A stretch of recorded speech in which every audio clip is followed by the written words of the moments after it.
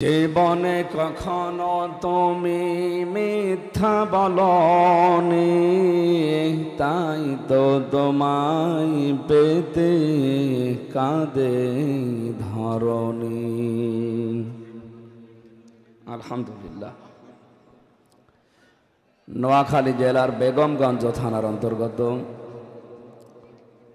ভবভদ্রী আলাইয়ারপুর সমাজ কল্যাণ ফাউন্ডেশনের উদ্যোগে 2 দিন ব্যাপী ঐতিহাসিক তাফসিরুল কোরআন মাহফিলের সমাপনী রজনীর স্বনামধন্য সভাপতি প্রাণপ্রিয় নোয়াখালীবাসী,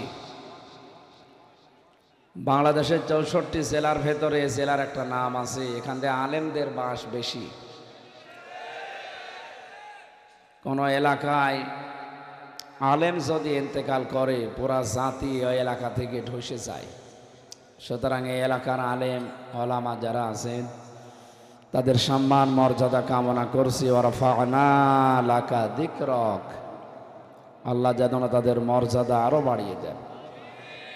আল্লাহ রাব্বুল আলামিন বলেন, ওয়ানজালনা ইলাইকা যিকরা লিতুবায়্যিনা লিন-নাস মা নুযিলা ইলাইহিম ওয়া লাআল্লাহুম ইয়াতাফাক্কারুন।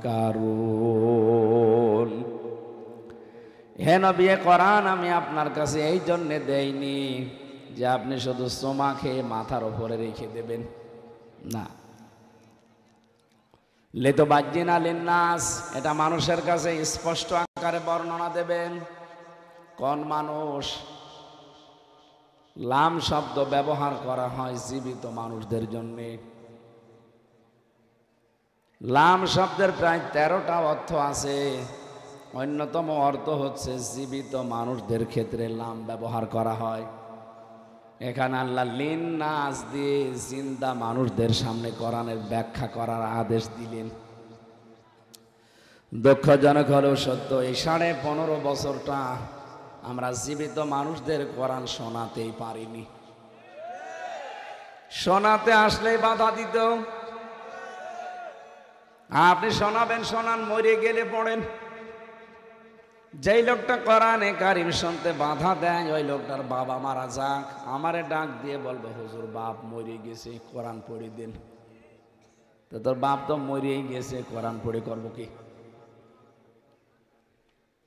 পড়ে লাভ হয়তো যদি জীবিত থাকতে কোরআন মেনে চলতে পারত।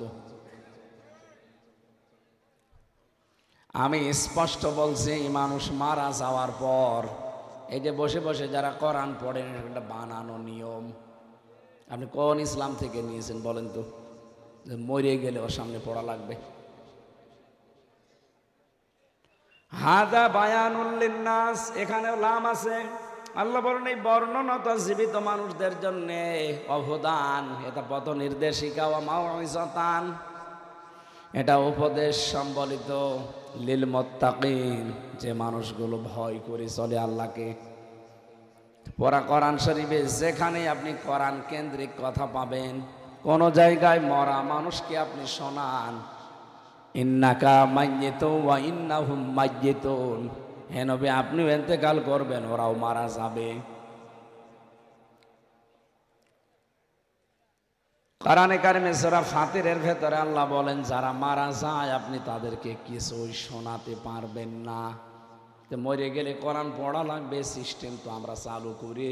এই জালেমদের একটা ব্যবস্থা করে দিয়েছি যে জীবিত মানুষদেরকে শোনানোর দরকার নেই, এই জন্য ওরা এত বাধা দিত। ও মনে করতো যে মরে গেলে তো পড়া হচ্ছে।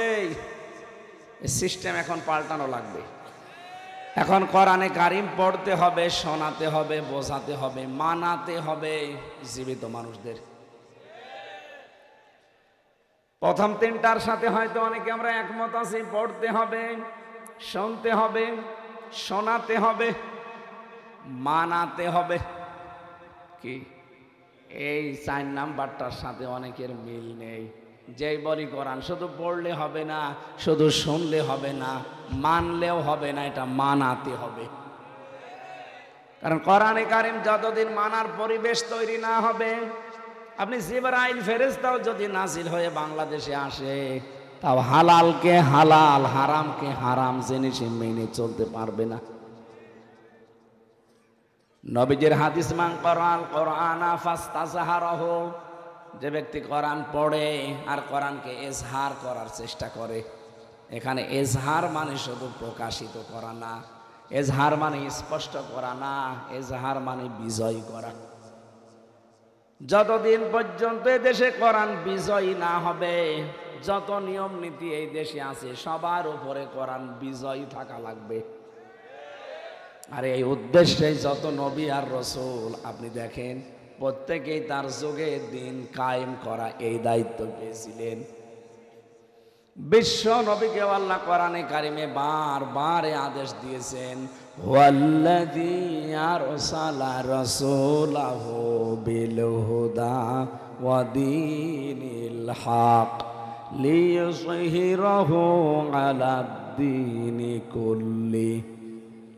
এই যে লিইয়ুযহিরাহু দিলেন কেন? যত নিয়ম নীতি দুনিয়ায় আছে সবার উপরে এটাকে নিয়ে আসা লাগবে। আজ বাংলাদেশ সহ বিশ্বে 4,500 ধর্মের মানুষ আমরা আছি। 4,500 ধর্মের ভেতরে একমাত্র কেবলমাত্র শুধুমাত্র বিজয়ী হওয়ার মতো ধর্ম, দিন, জীবন ব্যবস্থা ইসলাম বা কোরআন। কোরআনে কারিম ছাড়া, ইসলাম ছাড়া পৃথিবীতে বিজয়ী হওয়ার কোনো ধর্ম, দিন নেই। যা আছে ওগুলোর পেছনে সব মানুষের হাত আছে, আর কোরআনের পেছনে হাত আছে সরাসরি আল্লাহর। ইন্না নাহনু নাযালনা যিকরা ওয়া ইন্না লাহু লাহাফিজুন। অবশ্যই এটা আমি আল্লাহ নিজে নাযিল করেছি, আর এইটাকে আমি নিজে হেফাজত করব, দায়িত্ব নিয়ে নিয়েছি। এই জন্য বাংলাদেশ সহ বিশ্বে আজ যারা আল্লাহর এই কোরআনের পেছনে বিভিন্ন কায়দায় লেগে আছেন, কোরআন প্রেমিক মানুষগুলোর পেছনে লেগে আছেন, সফল হতে পারবেন না। আপনি যতই চেষ্টা করেন শেষ বেলায় যে হোমড়ি খেয়ে পড়বেন। যারা পালিয়ে গেছেন তাদেরকে আহ্বান জানাচ্ছি, ষড়যন্ত্র বন্ধ করেন। আপনারা তো চলেই গেছেন, আবার কি করেন? যেখানে আছেন ওখানেই মরে যান না কেন? কয়েকদিন আগে আমি বেগমগঞ্জ, এটা আর ওখানে বেগম পাড়া, এটা বেগমগঞ্জ না, ওটা বেগম পাড়া, সাহেব পাড়ায় গিয়েছিলাম মালয়েশিয়া। ঘরগুলো সব তালা লাগানো, ও শয়তানরা ঘরে যে থাকে না, হোটেলে থাকে। যেই হোটেলে উঠে দেখি 2-3টা শয়তান বসে আছে। কি বলো? হুজুর আমরা আগেই পালিয়েছি।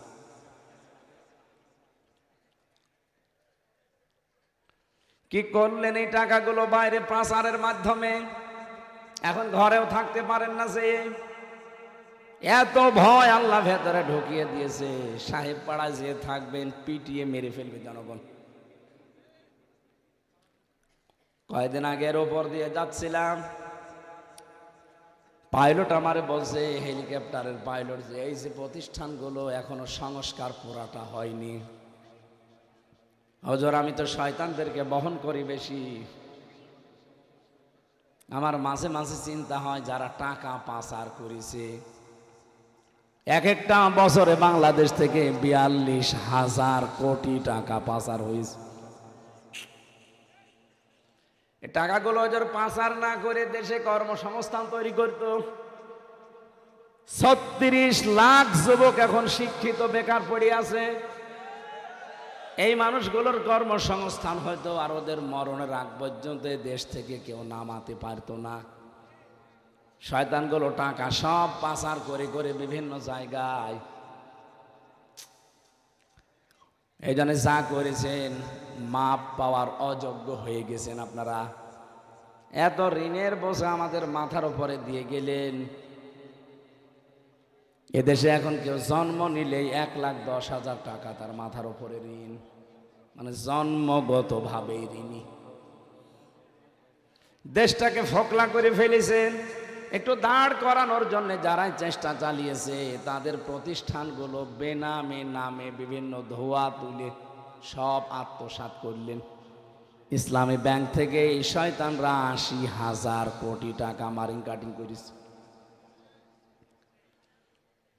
কোনো প্রতিষ্ঠান তো সেভাবে বানাতে পারো না, খালি মানুষেরটা নষ্ট করতে পারো।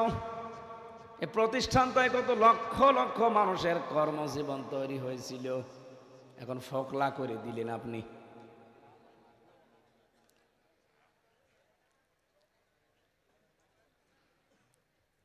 যাওয়ার সময় যে আমার দেশ পত্রিকা একটা রিপোর্ট বের করেছে, তাও ভিডিও আকারে, যারা পালিয়েছে দুই বোন, যাওয়ার সময় 14টা সুটকেস, বিমানের যে পাইলট আছে বলছে সুটকেস গুলো উঠেছে, বলে হা চলো, কারো সাথে কথা বলেনি। আপনার নোয়াখালীর কাওয়া কাকুর সাথেও বলেনি। কাওয়ার আছে বলবে যে চলে যাচ্ছে দোয়া করো, তাও বলেনি। দেশের মানুষকে তো বললই না, কাওয়াকেও বলেনি। এমনকি কাওয়া পালিয়ে যাওয়ার পরে ইন্ডিয়াতে নাকি দেখা করতে চেয়েছিল, রাজিও হয়নি, যে কাওয়া আমার দরকার নেই।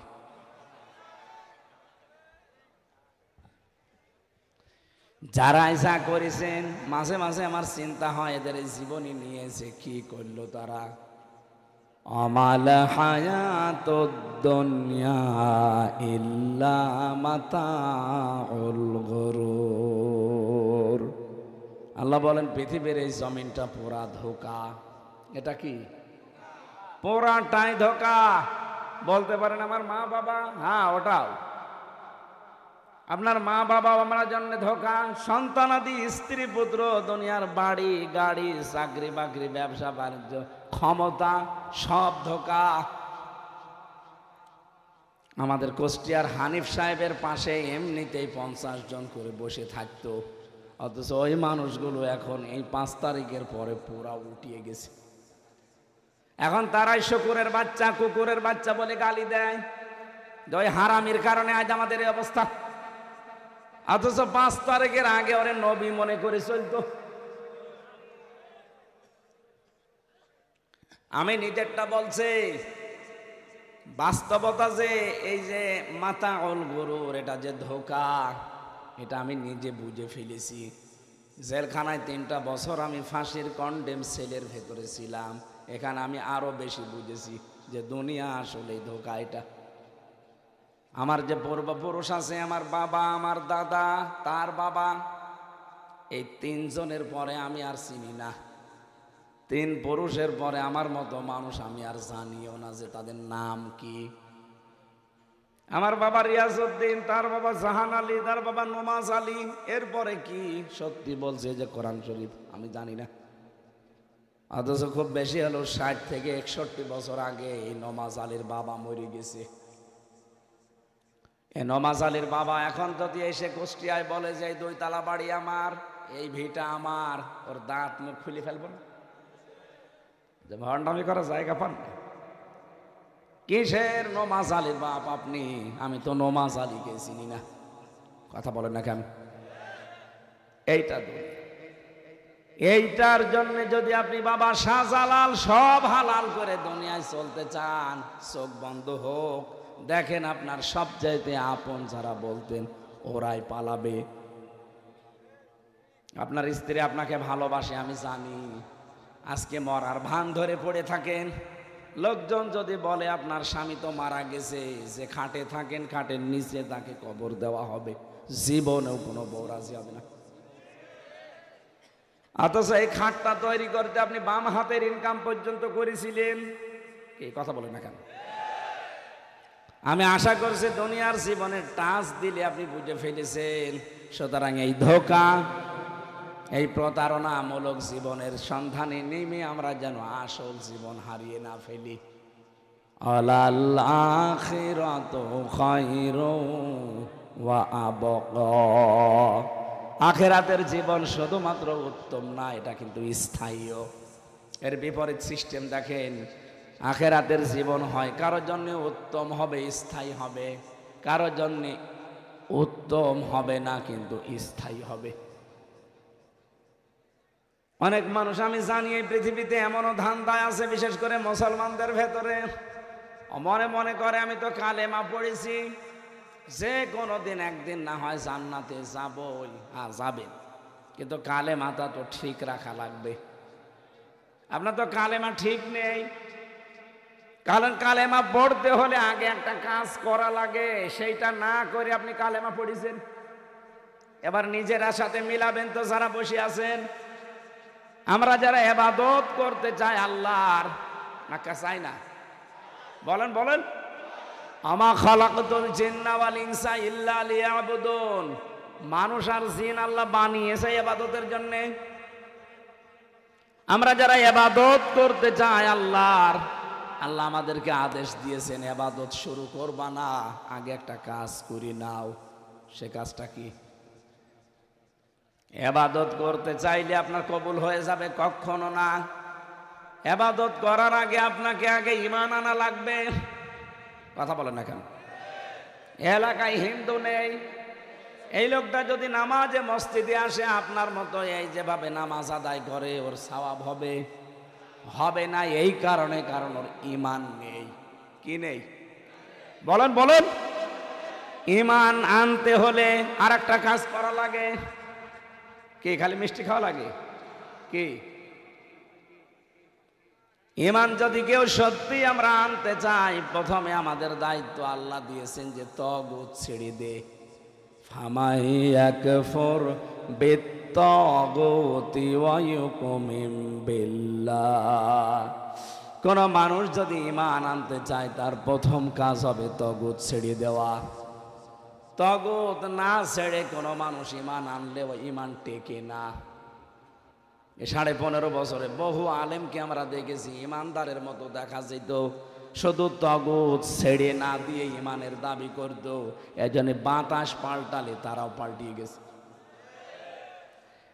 হাজারো মসজিদের ইমাম পর্যন্ত পাল্টিয়ে গেছে, কারণ তারা ঈমান এনেছিল কিন্তু তাগুত ছেড়ে দেয়নি, তাগুতের সাথে সম্পর্ক রেখে ঈমান এনেছিল। আর যারা তাগুত ছেড়ে দিয়ে ঈমান এনেছে আপনি তাদের দিকে তাকান। ডক্টর শফিকুল ইসলাম মাসুদ 57 দিন রিমান্ডে ছিল, এরপরও তাকে টলাতে পারেনি। আপনি কয়দিন ছিলেন বলেন তো রিমান্ডে? রিমান্ড বোঝেন? আমি মাত্র 10 দিন থেকে অসুস্থ হয়ে গেছি, এখনো আমি স্বাভাবিক না। ওরা বিভিন্ন যন্ত্র নিয়ে এসে বলতো এটা দিয়ে আমরা নখ তুলে ফেলি। একটা জীবিত মানুষের সামনে যন্ত্রপাতি নিয়ে যদি বলে এগুলো দিয়ে আমরা তুলি, এর সাথে লাগিয়েও দেয় যে খালি টান দেবে। বলেন তো জীবন আপনার ওই সময় থাকার কথা? বিশেষ করে আয়না ঘর, যেটা মিনি আয়না ঘর, আমি তো ছিলাম 10 দিন, বিগটায় যেতে পারিনি। হঠাৎ রাত 12টা-1টার সময় 8-9 জন কালো মুখোশ পরা এসে বলে রেডি হন। কি করবো রেডি হয়ে? তার মানে বলে আপনার শেষ। চোখ বেঁধে দেয়, হাত বেঁধে দেয় পেছনে, গাড়ির ভেতরে ফেলে দেয়, সারা রাত গাড়ি ঘোরায়, কোথায় যে নিয়ে যায় কিচ্ছু জানি না। হঠাৎ রাত 3টা-4টার দিকে চোখ খুলে দেয়, দেখবেন গাজীপুরে জঙ্গলে অথবা ওই মধুপুর টাঙ্গাইল জঙ্গলে। কি এখানে কে বলে দৌড় দে, যেই দৌড় দেবেন পেছন থেকে গুলি করে বলবে ক্রস ফায়ার মরি। এইরকম ছিল জীবন, হাতে নিয়ে থাকা লাগে। সরাসরি ওসি এসে বলতো আপনার হাত পা এমন ভাবে ভেঙে দেব সারা জীবন দাঁড়াতে পারবেন না, ভিক্ষা করে খাওয়া লাগবে। বিশাল একটা স্বপ্ন নিয়ে আপনি আছেন, সব চোরমার। এরকম কঠিন মুহূর্তেও টলাতে পারেনি, কারণ ঈমান এনেছে তাগুত ছেড়ে দিয়ে। আর যারা তাগুত ছেড়ে না দিয়ে ঈমান এনেছিল, বাইতুল মুকাররমের ইমাম বানিয়ে দিয়েছে, ভয়ে পালিয়ে চলে গেছে। আপনি বলেন তো একটা মসজিদের ইমাম, সেও পালিয়ে চলে যায়। পরবর্তীতে এসেছিল কিছুদিন পরে ইমামতি নেওয়ার জন্য, জোর করে জনগণ জুতা দিয়ে পিটিয়েছে। এরপরে আবার স্ট্যাটাস দেখলাম যে আমাকে জনগণ জুতা মেরেছে কিন্তু আমার গায়ে লাগেনি। মানুষের কমন সেন্স কত নিচে নামতে পারে। এত নিকৃষ্ট অপমান করার পেছনে আমি কয়েকটা কারণ পেয়েছি। এরকম হাজারো আলেম, হাজারো ইমাম, হাজারো পীর এই দেশে ইমানের দাবি করে কিন্তু তাগুত ছেড়ে না দিয়ে। যে লোকটা নৌকা মার্কা নিয়ে দাঁড়াতে পারে তার ইমান থাকে কি করে? আমার তো মাঝে মাঝে আয়না ঘরের ওই দৃশ্য মনে হলেই মনে হয় যে এই মানুষগুলো এখনো জালেমকে সাপোর্ট করে। এখনো দেখি অনেকে মোবাইলে স্ট্যাটাস দেয় জালেমের পক্ষে। আপনি মানুষ? আচ্ছা, কি করেছে বুবু আমার পালিয়ে যাওয়া লাগবে? কি করেছে? তোমার সাথে তো করেনি, তুমি তো ভালোই মাল কামিয়েছো। আগে কি সুন্দর মাল কামাইতাম আমরা। আসলেও মাল কামিয়েছে। ভালো মানুষ বাড়ি থেকে ধরে নিয়ে গেল, আর পরের দিন পেপারে দিল যে আমির হামজাকে আমরা চৌড়াহাট থেকে নিয়েছি। ডাহা মিথ্যা কথা। আমার বাবাকে ডাক দিয়ে বলেছে যে টাকা যদি এক্ষুনি 10 লাখ না দেন 50টা মামলা দেব। ও বেচারা গ্রাম্য মানুষ, এমনি ভয় আছে যে রিমান্ডের কথা শুনেছ, তাড়াতাড়ি দিয়ে দিয়েছে। মাঝে মাঝে আমি আকিস গ্রুপে চাকরি করতাম, ওদের ক্ষতি 32 লাখ টাকা মালিকের কাছে নিয়েছে। যে আমার মালিক সেই দিন বলছিল, যে এসে বলে যে টাকা দেন 10 লাখ। কেন?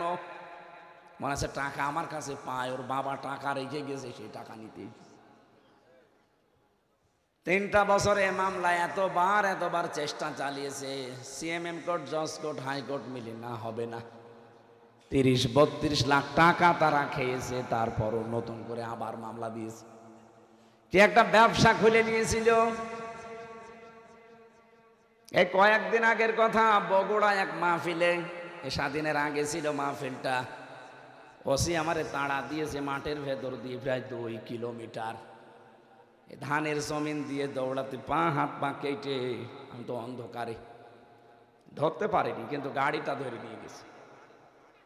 গাড়ি আর ড্রাইভার নিয়ে গেছে থানায়। টাকা নিয়েছে বিভিন্ন মানুষকে ভয় দেখিয়ে। মাওলানা আব্দুল বারী সাহেব ছিল, তার কাছে 1,13,000 টাকা নিয়েছে। কিন্তু 5 তারিখের পরে পট পরিবর্তন হয়ে গিয়ে মামলা ওরা এখন একেবারে পাঠিয়ে দিয়েছে কক্সবাজার। আমি রংপুর থেকে আসার সময় সিরাজগঞ্জ গোল চত্বরে বসে এক দোকানে চা খাচ্ছি, দেখি উনি চলে এসেছে। কার কাছে খবর নিয়ে চলে এসেছে। এসে আমারে বলছে, হুজুর আসসালামু আলাইকুম। কে আপনি? বলছে আমি ওই সেই ওসি আজাদ। আরে ভাই, আপনাকে খুঁজছি, এদিকে আসে। কোথায় ছিলেন? বলছে আমি তো পালিয়ে বেড়াচ্ছি। আমারে এখন পাঠিয়ে দিয়েছে একেবারে সেই কক্সবাজার। আমার চাকরি থাকবে কি যাবে, টলমল অবস্থায় আছি। আপনি আমারে মাফ করে দেন। একটা বরদোয়া দিয়েছিলেন এক মাহফিলে, ওর পর থেকে লোকজন আমারে খুঁজে বেড়াচ্ছে। এই দেখেন আমি কি সুন্দর দাড়ি রেখেছি, 3 মাসেই দেখলাম দাড়ি এত বড় বড় হয়ে গেছে। আমরা মাফ করে দিয়েছি, কিন্তু টাকা ফেরত দেন। মাফ করে দেবো, কিন্তু টাকাটা তো ফেরত দেবেন। আপনি বিনা কারণে আমারে দাঁড়িয়ে 2 কিলোমিটার মাঠের ভেতরে আমি মাফ করে দিয়েছি, যান। কিন্তু টাকা তো আমার একা না, মাওলানা বারী সাহেবের টাকা, টাকাগুলো দেন। আমার বছর টাকা নেই না, মাল তো কম কামাননি, টাকা ফেরত দেওয়া লাগবে। 7 দিন সময় দিয়েছিলাম, দেখলাম টাকা দিয়েছে 1,13,000 টাকা। বলছে হুজুর আর পারবো না। ঠিক আছে, যা। আমার মনে হয় বাংলাদেশের ইতিহাসে এই প্রথম যে কোনো পুলিশ টাকা ফেরত দেয়। ঠেলায় পড়িছে, দেখেন কি সিস্টেম ছিল মাল কামানোর। ভালো মানুষ হয়ে আছে, মুরব্বী মানুষ ঘরে, চোখ খুলে দেখছে থানার হাজতে। কি গো, তুই গাছ কেটেছিস? কখন? স্বপ্নে। আমাকে বেশি বলে ফেললাম। এইটা চলছিল দেশে, সারা দেশে এটা চলছে। সবচাইতে বেশি এগুলো হয়েছে সাতক্ষীরা, চাঁপাইনবাবগঞ্জ, পাবনা। এই 3টা জেলা করা জাহান্নাম বানিয়ে ফেলেছিল একেবারে। বুলডোজার দিয়ে ঘর বাড়ি সব ভেঙে দিয়েছে, একেবারে সরাসরি বাড়ি চাই। এই জায়গায় গলি লাগিয়ে গুলি করছে। কত ভিডিও আমার মোবাইলে আছে। কি আশ্চর্য গো। আমার কুষ্টিয়ার সাবেক এক এসপি ছিল এক কুলাঙ্গার, ওর জন্মের ঠিক আছে বলে আমার মনে হয় না, কারণ ও আলেমদের নাম ধরে গালি দিত। ও বলেছিল আলেমদের হাত ভেঙে দেব, জেল খাটাবো। শুধু বঙ্গবন্ধুর ওই মূর্তিকে যেন নাক ভেঙে দিয়েছিল তাই। ও মনে হচ্ছে নবীর চাইতেও বঙ্গবন্ধুর আসল বাবা। এখন 2টা মার্ডার মামলার আসামি ধরা পড়েছে 3 দিন আগে। আমার মনে হয় ওরে এক্ষুনি 4-5টা ডিম দেওয়া দরকার। শয়তান সব বলে ফেলবে কেন কেন কি করেছে, আর এই সচিবালয়ে আগুন লাগার পেছনে কারা দায়ী সব বলতে পারবে। আলেমদের বিরুদ্ধে যারাই অবস্থান নিল আমি একটাকেও ভালোভাবে যেতে দেখছি না। কালামানিকের কি অবস্থা, কলার পাতায় শুয়েছিল, এমনকি ওর বিসিও উড়ে গেছে। আপনি যে জিজ্ঞাসা করেন, আমি যেখানে ছিলাম তার পাশের রুমেও আছে। এখন কারারক্ষীর সাথে মাঝে মাঝে আমার তো দেখা হয়, বছর বছর রাতের বেলা শুধু কাকায়, বিসি নেই। তোর বউ থাকবে,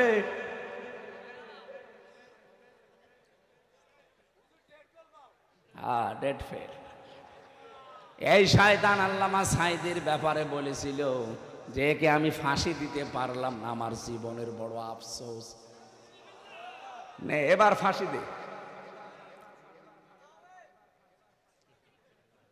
আমার নোয়াখালীবাসী, বাংলাদেশের 64 জেলার ভেতরে নোয়াখালী কুমিল্লা মানুষ এমনি আপনাদের ভালোবাসে, কারণ এখানে বললাম না আলেমরা বেশি বাস করে। কিন্তু আবু জেহেল যেখানে ছিল নবীজি ওই জায়গায় ছিল। এখানে আলেম থাকলে কি হবে, মাওলানা ইসমাইল, মাওলানা মইনুল, মাওলানা রফিকুল্লাহ আফসারি, পাশাপাশি শয়তানও বড় বড়। এখানে আলেম যেমন বড় বড়, শয়তানও বড় বড়। কি কথা বলতো, কথাবার্তা শুনলে আমার মনে হয় মানুষের সব কিছু গরম হয়ে যেত। মরণের ঘর থেকে আল্লাহ ঘুরিয়ে নিয়ে আসলে একটু শুকরিয়া আদায় কর না। আবার পেছনে লিখেছে ইসলামের, আবার পেছনে লিখেছে মানবতার। তুই মরণের তো আজরাইল দেখে আসলি না সিঙ্গাপুর থেকে? কি অবস্থা তুই দেখলি, তোর চেহারা দেখলে মানুষ ভয় পেত। আল্লাহ একটু সুস্থ করে একটু শুকরিয়া আদায় কর না। ও শয়তানের বৃদ্ধি মনে আছে আরো বেড়েছিল। দুনিয়াকে যারা টার্গেট বানিয়ে দেয়, মহান আল্লাহ তাদের আখিরাত নষ্ট করে দেয়। ইন্নামা নুমলি লাহুম লিয়াজদাদু ইসমা ওয়া লাহুম আযাবুম মুহিন। মানুষের পাপের বোঝা যখন পরিপূর্ণ হয়ে যায়, আল্লাহ পাক বলেন ওকে আমি অপমানজনক শাস্তি দেই। আমি বাংলাদেশের সাথে একটা আয়াতের হুবহু মিল পাচ্ছি এখন। সূরা নমল 20 নাম্বার পারা, না 19 নাম্বার পারার 20 নাম্বার পৃষ্ঠা 7 নাম্বার লাইনের 52 নাম্বার আয়াতের। আপনি বাড়ি যেয়ে একটু বাংলা অর্থ আর তাফসির মিলাবেন, এ বাংলাদেশের সাথে খাপের খাপ, মমতাজের বাপ মিলে যাবে। একটু দেখেন তো আমার কাছে। ফাতিল কাবয়ুতুহুম খাবিয়াতাম বিমা যালামু। আল্লাহ বলেন এই সেই ঘরগুলো, আল্লাহ বাইতুন না দিয়ে বয়ুত বহুবচন দিয়েছেন। আল্লাহ পাক বলেন এই সেই ঘরগুলো খাবিয়াতান, জনশূন্য করে দিয়েছি, পরিত্যক্ত বানিয়ে দিয়েছি, বিমা যালামু, এদের জুলুমের কারণে। জালেমরা যেখানে যেখানে, সারা বাংলাদেশের 630টা থানা, কম বেশি প্রায় জায়গায় আমি গেছি, যেখানেই জালেমরা জুলুম করেছে পুরা জায়গাটা পর্যন্ত আল্লাহ অভিশপ্ত করে দিয়েছে। আপনি জালেমদের বাড়ি ঘরের দিকে তাকাবেন, আমার কুষ্টিয়ার হানিফের বাড়ি এখন গণ টয়লেট হয়ে গেছে। আপনাদের কাওয়া কাকুর বাড়িটা ওইরকমই। এই পাশের জেলা কুমিল্লা, মানুষের বিরুদ্ধে সবচাইতে বেশি এদেশে ইসলামের বিরুদ্ধে যারা ঠান্ডা মাথায় ষড়যন্ত্র করেছে, এই লাকসামের ওই লোকটা একটা। তার বাড়ি ঘর দেখেন, বাড়ির সামনে লিখে দিয়েছে মানুষ আয়না ঘর। জালেমদের অধিকাংশ বাড়ির নিচের আমি খবর জানি, কারণ অধিকাংশ মানুষকে যারা টর্চার সেলে নিয়ে জুলুম অত্যাচার করতো তাদেরকে পরে জেলে পেতাম। যত মানুষের সাথে জেলে আমার দেখা, এই নোয়াখালীর একজন ছিল, হাতিয়ায় বাড়ি, হাতিয়ায় জেলায় না, এই লোকটা একটা আলেম কওমি মাদ্রাসার, আমার সাথে পাশের ছেলে ছিল, কি এত অত্যাচার করেছে। আমারে বলছে, হামজা ভাই আপনার সাথে কি করেছে আমি জানি না, তবে আমারে নিয়ে পায়ের ভেতর দিয়ে হাত ঢুকিয়ে পায়ের ভেতর দিয়ে হাত দিয়েছে, এরপরে সামনে লোহার ব্যারিকেডের সাথে তালা লাগিয়ে দিয়েছে। 24 ঘন্টা এভাবে আমি তালা মারা, 1 দিন 2 দিন 5 দিন না। ওখানে আমি শুনেছি নাকি 10 বছর 12 বছর 14 বছর পর্যন্ত একটা মানুষ পড়ে আছে, ও জানে না যে এটা কোন বছর, ওর নাম কি তাও ভুলে গেছে। এক একজনের নখ এত বড় বড় নখ হয়ে গেছে। মাঝে মাঝে রাতের বেলা চোখ যখন খুলে নিয়ে যেত, আমার তো রাত 11টা 12:30 1টার সময় নিয়ে যেত, জোহরের সময় নিয়ে যায়, আর রাত 11:30 12টার সময় নিয়ে আসে, টাঙিয়ে রাখে 11-12 ঘন্টা টাঙিয়ে রাখে। আমার মতো একটা দুর্বল মানুষ, আমি এমনি চলতে পারি না, মাজায় দড়ি লাগিয়ে মনে হচ্ছে ছাগল টেনে নিয়ে যাচ্ছে। পেছনে হ্যান্ডকাপ লাগায়, সামনে দিলে তো হয়, পেছনে লাগিয়ে দেয় যেন হাত কেটে যায়। পায়ের সাথে ডান্ডা বেড়ি লাগিয়ে, চোখে কালো কাপড় দিয়ে বেঁধে দিয়ে যখন নিয়ে যেত, বলতাম একটু খুলে দেন দেখি কোন জায়গা। যদি একটু উঁচু করে দিত, ওই চোখটা দিয়ে দেখতাম কেউ কেউ লিখে রেখেছে দেওয়ালের সাথে, এত বড় বড় নখ হয়ে গেছে, খুশিয়ে খুশিয়ে ভাঙা ভাঙা অক্ষরে লিখত যে ভাই কেউ যদি বাইরে যেতে পারেন এই নাম্বারটায় বলবেন যে আমি বেঁচে আছি।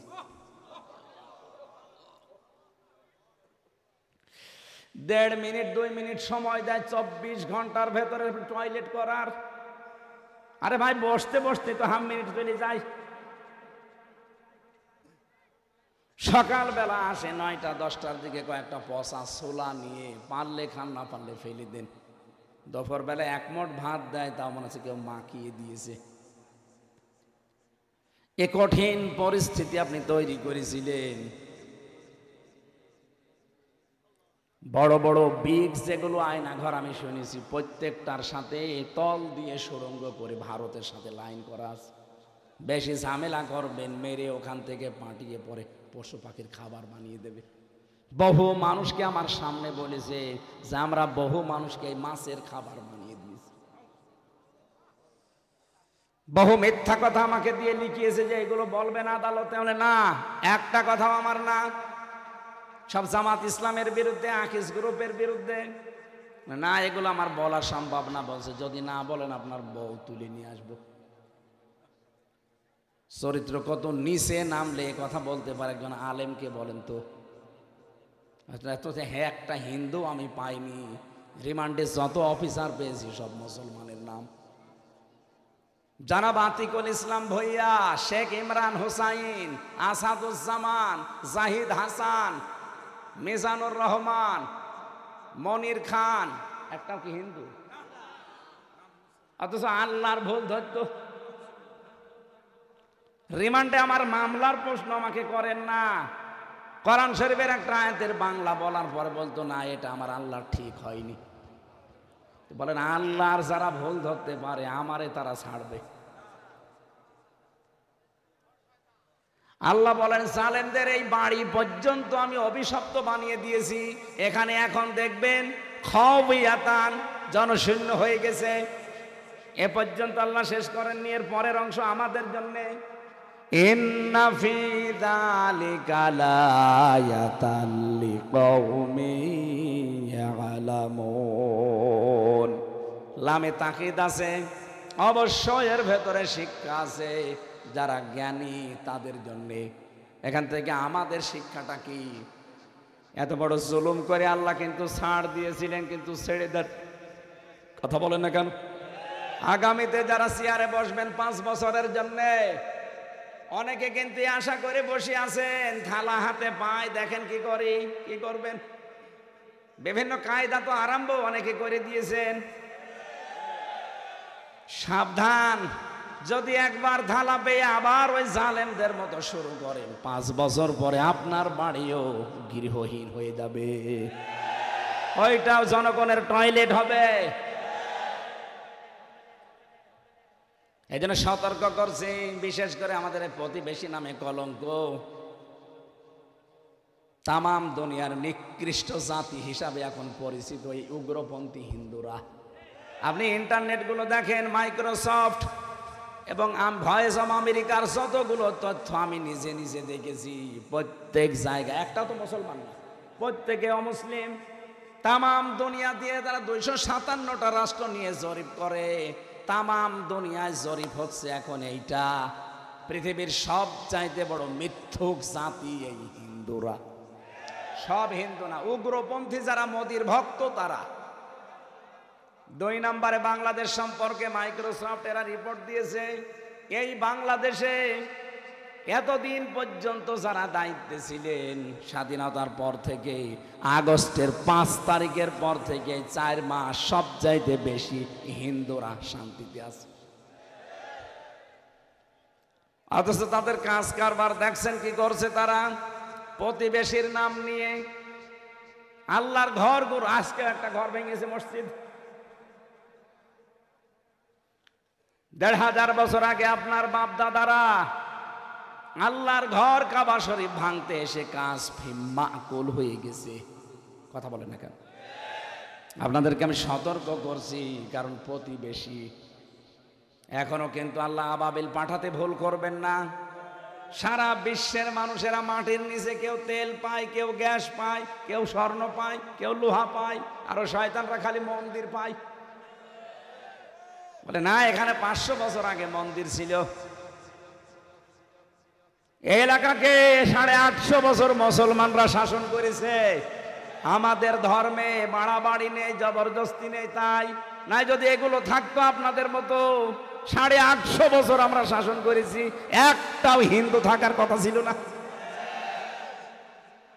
পৃথিবীর ইতিহাস দেখাতে পারবেন যে কোন মন্দির ভেঙে আমরা মসজিদ বানিয়েছি? বলেন। এখন যদি বলি ঢাকার স্বামীবাগের ইসকন মন্দির, এটা 1000 বছর আগে মসজিদ ছিল, ভেঙে ফেলি, কি করবেন আপনি? এখানে 96% মুসলমান। আমাদের ধর্মে জোর নেই, জবরদস্তি নেই, এই জন্য আমরা কিছু বলি না। এতদিন যাই করেছেন, আমাদেরকে মেরেছেন, আমরা কিছু বলিনি। কিন্তু এখন আপনারা আল্লাহর ঘরে হাত দিয়ে আরম্ভ করেছেন। গজব আসলে শুধু আপনারা মরবেন না, প্রতিবেশী হিসাবে কিছুই যদি না বলি, আল্লাহ আমাদেরকেও ছাড়বেন না। আশা করবো আপনারা এই মারাত্মক অপরাধটা বন্ধ করবেন। সারা দুনিয়া ধিক্কার দিচ্ছে, কারোর সাথে ওদের মিল নেই। আপনি জানেন ওদের কারোর সাথে মিল নেই। পাকিস্তানের সাথে ওদের মিল নেই, আফগানিস্তানের সাথে মিল নেই, ভুটানের সাথে নেই, মালদ্বীপের সাথে নেই, নেপালের সাথে নেই, মায়ানমারের সাথে নেই, বাংলাদেশের সাথে ছিল এতদিন কন্যার কারণে, কন্যা নেই, মিল নেই।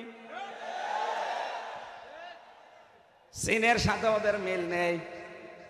আপনাদের ছাড়া যদি এতগুলো দেশ সব চলতে পারে, বাংলাদেশ ভারত ছাড়া চলবে, কোনো অসুবিধা নেই। প্রতিবেশী যদি প্রতিবেশীর মতো থাকতে পারেন, সম্মান দেব। প্রতিবেশী যদি মালিক হওয়ার চেষ্টা করেন, কথা বলেন না কেন?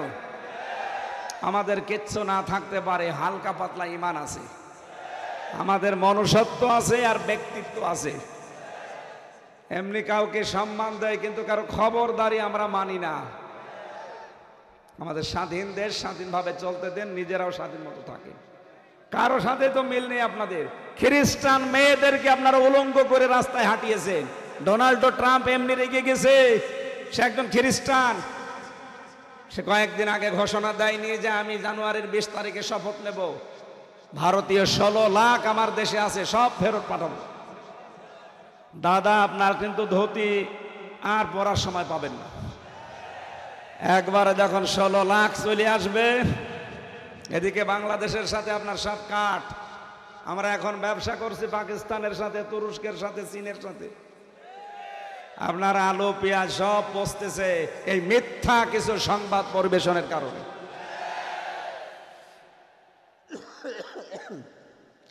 আমি জানি কুকুর লেজ সোজা হবে না, এরপরও সতর্ক করার কথা ছিল, আমরা করলাম। আপনার মনে যা লাগে এখন আপনি তাই করেন। সম্মানিত ভাইরা, এই জন্য জীবিত মানুষদের যে নাম নিয়ে আমি এ পর্যন্ত এসেছিলাম, 15.5টা বছর আমরা জীবিত মানুষদেরকে তাফসির শোনাতে পারিনি। শোনালেও 14 রকমের জায়গায় পারমিশন নেওয়া লাগবে। কিন্তু এখন আল্লাহ পুরা উল্টিয়ে দিয়েছেন। এখন জীবিত মানুষদেরকে শোনাতে হবে এবং মানানোর পরিবেশ আমরা তৈরি করতে চাই। কারণ মানার পরিবেশ যতদিন না হবে, আপনি যত বড় ইমাম হন আর কাবা শরীফের ইমামও যদি এসে বাস করেন, হালালকে হালাল হারামকে হারাম জেনে মানতে পারবেন না। কত পুলিশ এখনো ঘুষ খায় না? কথা বলেন না কেন? এই জন্যে খায় কারণ হালালকে হালাল হারামকে হারাম জেনে তারা মানতে পারছে না। ও ঘুষ খাবে না, ওর উপরে এখনো শয়তান বসে আছে। এটা বন্ধ করার জন্য সবাইকে ঐক্যবদ্ধ হওয়া লাগবে। আমিরে জামাত ডক্টর শফিকুর রহমান এইটাই চাচ্ছে। আমি ক্ষমতা চাই, ক্ষমতা আমাকে দেন, আমার কোনো দরকার নেই। আমি 4 দিন তার সাথে এক ঘরে ছিলাম জেলখানায়। লোকটার ভেতরে ইখলাস আছে, এই লোকটার আল্লাহর প্রতি তাওয়াক্কুল এত বেশি, এমনি তার কথার এত তাসির হয় না। আপনি তো ভগর ভগর করে 8 ঘন্টা বকেন, কেউ তো কুকুরও শোনে না। আর তার 2 মিনিটের কথা আরশ পর্যন্ত আল্লাহ পৌঁছিয়ে যায়। কথার ভেতরে এগুলো তৈরি করতে হলে ভেতরে মাল থাকা লাগে। তার এক একটা সেজদা আধা ঘন্টা 45 মিনিট কেটে যায়, আপনি 1 মিনিটও সেজদা দেন না। আল্লাহর সাথে আপনার কোনো সম্পর্ক আছে? আমরা চাচ্ছি এরকম কিছু মানুষ আসুক। গাইবান্ধায় আমিরে জামাতের আগে একজন হিন্দু পুরোহিত ঠাকুর, সে বলেছে এই লোকটা যদি রাষ্ট্রপতি হয় আমরা সবচাইতে বেশি নিরাপদে থাকবো। একটা হিন্দু যদি আশা করতে পারে, আমাদের কি হয়েছে? আমরা চাই এরকম কিছু মানুষ যাক 151 জনের মতো, যারা যে কোরআনের 4টা আইন পাশ করবে। আকামুস সালাহ ওয়া আতাউজ যাকাত ওয়া আমারু বিল মারুফ ওয়া নাহাউ আনিল মুনকার। এই 4টা কাজ যদি সংসদে পাশ হয়, বাংলাদেশ একদিনের ভেতরে দেখবেন মিনি জান্নাত হয়ে গেছে। এটা ওয়াজ করার কাজ না, এটা বাস্তবে দেখানোর কাজ। আমরা সেই পরিবেশ তৈরি করতে চাই না। পরের শব্দে আল্লাহ দিয়েছেন আল্লাহুম ইয়াতাফাক্কারুন। যারা বসে বসে শুনতেছেন, আপনাদের কাজ এই কথাগুলো নিয়ে বাড়িতে চিন্তা ভাবনা করা। বৈষম্য বিরোধী ছাত্র আন্দোলনের দফা ছিল কয়টা? 9টা। কয়টা? আজকের তেলাওয়াত কিন্তু আছে 6 দফা আছে। ওদের বানানো 9 দফা ছিল, এখানেই 6টা আছে। 1 নম্বরে তারা সব সময় বলতো ওই ওয়ান, বলতো না কথা। এর প্রথম শব্দ এটা। আল্লাহ ওইটা জানিয়েছেন, ইন্নাল্লাহা ইয়া'মুরু বিল আদলি, ন্যায় বিচার কায়েম করে। তারাও তো চাইতো ন্যায় বিচার। আসেন তো আল্লাহর এই আয়াতের ভেতরে যে 6টা পয়েন্ট আছে, আমরা একটু আমাদের জীবনে আছে কিনা দেখি। ইন্নাল্লাহা, অবশ্যই আমি আল্লাহ, ইয়া'মুরু, আদেশ করছে, বিল আদলি, তোমরা ন্যায় বিচার কায়েম করো, ওয়াল ইহসান, সদাচরণ করো, ভালো ব্যবহার করো, মানবতাকে ঠিক রাখো। 3 নম্বরে ইতাইযিল কুরবা, নিকট আত্মীয় স্বজনের খোঁজ খবর রাখো, বৈষম্য দূর করো। ওদের যে 9টা পয়েন্টের ভেতরে এটা ছিল না যে আমরা বৈষম্যহীন বাংলাদেশ চাই। আল্লাহ পাক বলেন ওয়ায়ানহা আনিল ফাহশাই ওয়াল মুনকারি ওয়াল বাগ। আমি নিষেধ করলাম তোমাদের আরো 3টা কাজ। 1 নম্বরে তোমরা অশ্লীল কাজ করবে না, 2 নম্বরে মন্দ কাজে জড়াবে না, 3 নম্বরে সীমা লঙ্ঘন করবে না। ইয়াইসুকুম, তোমাদেরকে তিনি আদেশ দিচ্ছেন, ওয়াজ করছেন, লাআল্লাকুম তাযাক্কারুন, আশা করা যায় আল্লাহর ওয়াজ মেনে নিলে তোমাদের উপকার হবে। এবার আসেন তো আল্লাহর পয়েন্ট। প্রথম পয়েন্টটা ছিল বিল আদলি, ন্যায় বিচার। কি বিচার? ন্যায় বিচার আছে দুনিয়ায়। ইসলাম না থাকলে ন্যায় বিচার হয় না। আমি নিজে প্রমাণ। আমার এই ঠুনকো মামলা 3টা বছর আপনি ঘোরালেন, সাজা লাগিয়ে দিলেও তো মাত্র 3 মাস জেলে থাকা লাগে আমার। কারণ আমাকে সন্দেহ করে ধরেছিলেন, আমার কোনো ভিত্তি পাননি। অথচ এই মামলাটা স্বাধীনের পরে শুধু তুলতে দেরি। বিচারপতি এভাবে দেখে বলছে, আমির হামজা, এ মামলার তো কোনো মাল নেই, কি দেখে বিচার করবো, যা সব খালাস করে দিলাম একেবারে। এতদিন জামিনই দিত না, এখন বলছে খালাস। আমি বলতেও গিয়েছিলাম যে বিচারপতি 3টা বছর তো এটা আপনার কাছে ছিল, তখন তো কিছু বললেন না। এখন বলছেন যে কোনো মাল নেই, আগে মাল ছিল। আমার এই কথাই বলতো যে হুজুর আমার কিছু করার নেই, আমার হাত বাঁধা ছিল। কথা বলেন না কেন? 1628টা চেয়ার এই দেশে এখন আছে, কয়টা? 1628টা মেন চেয়ার, এই চেয়ার না। যারা পালিয়েছে ওদের থেকে শুরু করে আপনাদের এই উপজেলা চেয়ারম্যান পর্যন্ত, এখন তার উপজেলা চেয়ারম্যান নেই, থাকবে কি করে? 2008 থেকে 24 পর্যন্ত যারা নির্বাচনের নামে প্রহসন করে, কেউ উপজেলা চেয়ারম্যান, কেউ মেয়র, কেউ এমপি, কেউ মন্ত্রী, কেউ প্রধানমন্ত্রী, জীবনও আপনি পরিচয় দেবেন না যে সাবেক এমপি, কারণ আপনি একটা চোর। পোস্টারে যদি লেখেন এতটুকু লিখবেন যে সাবেক চোর। হ্যাঁ, সাবেক এমপি আপনি লিখতে পারেন না, আপনাকে আমরা ভোট দেইনি। এই কথা বলছেন না কেন? আমরা ভোট দিয়েছি আপনাকে। আমার এখন 33 বছর বয়স, 18 বছর থেকে শুরু করলে আমি 3 বার ভোট দিতে পারি, কই একবারও পারিনি। একবারও যদি আমি না পারি, পেরেছে কে? এক চাষি বিকালে ভোট দিতে গেছে, বলছে চাষি আপনি এখন আসলেন, সকালে চাষা ভোট দিয়ে গেল, ওই সময় আসতে পারলেন না? তোমার চাষা তো 8 বছর আগে মারা গেছে। কি ভোট হয়েছে, কি আশ্চর্য দেশ গো। আর ওরা লেখে সাবেক এমপি, সাবেক মন্ত্রী। যত টাকা খেয়েছেন এই 16 বছরে সব টাকা ফেরত দেওয়া লাগবে, নয়তো 18 কোটি মানুষের পক্ষ থেকে কোনো মাপ নেই। কিসের আস্তাগফিরুল্লাহ পড়েন আপনি? আমার সাথে এক ওসি ছিল, এই পাশে আপনাদের ফেনি না, এখানকার এক, আমি নাম নিলাম না, এই ওসি ছিল আমার সাথে, 8 বছর জেল তার। মাঝে মাঝে ফাঁসির ওই কন্ডেম ছেলে এসে, আমার তো 24 ঘন্টা তালা লাগানো, 24 ঘন্টা সিসি ক্যামেরা দেওয়া, তালা লাগিয়ে ক্যামেরা দিয়ে আবার কারারক্ষী বসিয়ে রাখি। এত ভয় পেত আমার শরীর চলে না, আর ভয়ে ওরা বাঁচে না। মনে হচ্ছে 4 দেওয়াল ভেঙে মনে হয় আমি চলে আসবো। মাওলানা মামুনুল হক আর আমির হামজা মনে হচ্ছে বাঘের মতো ভয় পায়।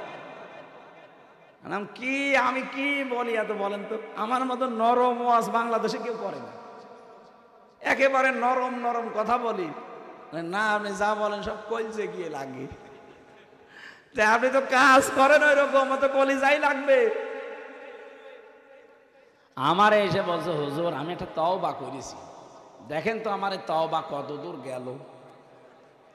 সেই নির্বাচনে আমি রাত 12টার পর থেকে ভোট কাটা আরম্ভ করেছিলাম, আমার যা দল বল আছে এদেরকে নিয়ে, একেবারে ফজরের আজান পর্যন্ত বাক্স ভর্তি করে জায়গা মতো সবগুলো পাঠিয়ে দিলাম।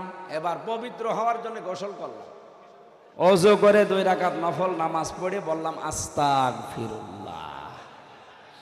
ওদের আমার এই তওবা কত দূর, না কত দূর না, মাথার উপরেও যায়নি। কিসের তওবা? আপনি কি আল্লাহর কাছে দোষ করেছেন যে আস্তাগফিরুল্লাহ পড়ছেন? আপনি দোষ করেছেন হামজার কাছে। আর কথা বলেন না কেন? 3.5 লাখ 4 লাখ হামজা লাগে একটা এমপি বানাতে, আর আপনি একাই বানিয়ে ফেললেন। আপনি যদি মাপ পেতে চান, জেল থেকে যদি কোনোদিন ছাড়া পান, তাহলে ওই এলাকায়, আপনি তো দায়িত্বে ছিলেন ফেনীর, এখানে 2.5 লাখ 3 লাখ 4 লাখ মানুষের যাদের ভোট আপনি কেটে কেটে নিজে ভরিয়েছেন, তাদের কাছে যাবেন, তাদের কাছে স্বীকার করবেন। ওরা যদি বলে ঠিক আছে মাফ করতে পারে, 2টা করে লাথি দেব, তাই লাথি খাবেন, যা বলবে তাই করা লাগবে। কারণ মানে তাওবার নিয়ম হচ্ছে অপরাধ যার কাছে স্বীকার করবেন। কিন্তু বাংলাদেশের মানুষ এটা উল্টিয়ে ফেলেছে। এই দেশে জমি জায়গা মারে, এই দেশে টাকা পয়সা মারে, আর কাবার গিলাপ ধরে বলে মাফ করে। তো টাকা মারলে নোয়াখালী, আর কোথায় যে কি করিস?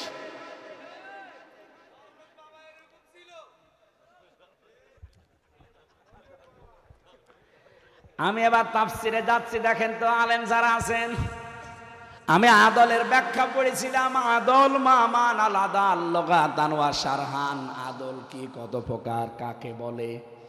তাফসিরে ফি জিলালিল কোরআন সাইয়্যিদ কুতুব লিখেছেন আদল প্রধানত 3 প্রকার। কয় প্রকার?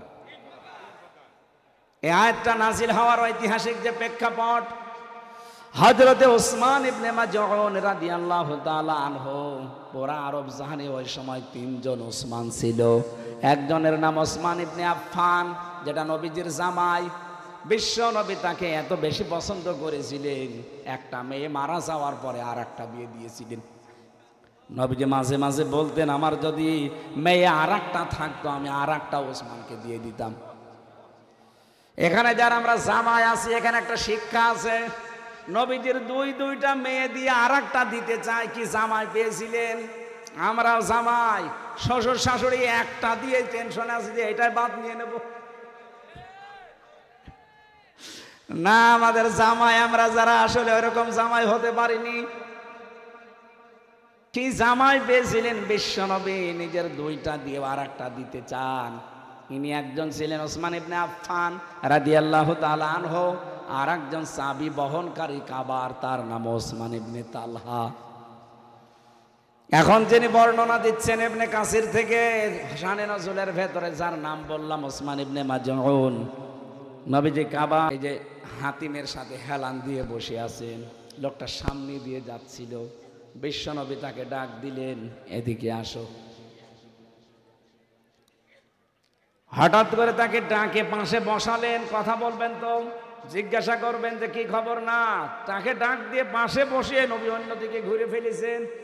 হঠাৎ মনে হচ্ছে কার সাথে তিনি কথোপকথন করছেন। একটা দুইটা না, কয়েকটা কথার তিনি মনের জবাব দিলেন এভাবে। উনি মনে করছে আমারে ডাক দিয়ে নবীজি কি কথা বলে, কার সাথে দেখি না তো কাউকে। অনেকক্ষণ পরে যখন শেষ হয়ে গেল, বলেন ইয়া রাসূলুল্লাহ, কার সাথে কথা বলেন? ডাক দিলেন আমাকে, কথা বলেন অন্যজনের সাথে।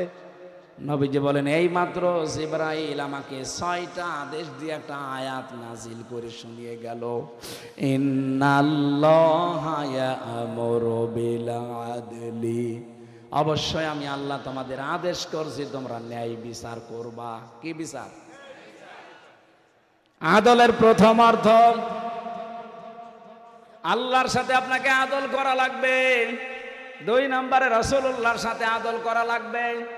3 নম্বরে সৃষ্টি জগতের সাথে আদল করা লাগবে।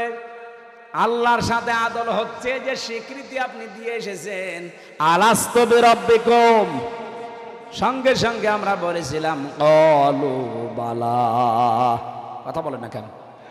এই স্বীকৃতি যারা দিয়েছেন, ওইটা যেন দুনিয়ায় আপনি ঠিক রাখেন। আপনি কিন্তু রবের স্বীকৃতি দিয়েছেন। পৃথিবীতে কেউ যদি রব আল্লাহকে মেনে চলতে পারে, কবরে সে বলতে পারবে রব্বি আল্লাহ। দুনিয়াতে রব আল্লাহকে মানতে হলে 5টা বিষয় লক্ষণীয়। কয়টা? আপনি 5টা মানেন কিনা তাহলে দেখেন। যদি মানতে পারেন, কবরে আপনি বলতে পারবেন রব্বি আল্লাহ, আমার রব আল্লাহ ছিল। 1 নম্বরে রব মানে সৃষ্টিকর্তা, 2 নম্বরে রব মানে পালনকর্তা, 3 নম্বরে রব মানে মাবুদ, 4 নম্বরে রব মানে আইনদাতা, 5 নম্বরে রব মানে অভিভাবক। এই 5টা বিষয় দুনিয়াতে যদি সত্যি মানতে পারেন, কবরে যেতে দেরি ফেরেশতা প্রশ্ন করলেই মার রব্বুকা, রব্বি আল্লাহ বলে ফেলতে পারবেন। তাহলে আল্লাহর সাথে আদল হবে আমাদের রবকে দুনিয়াতে ঠিক রাখার মাধ্যমে।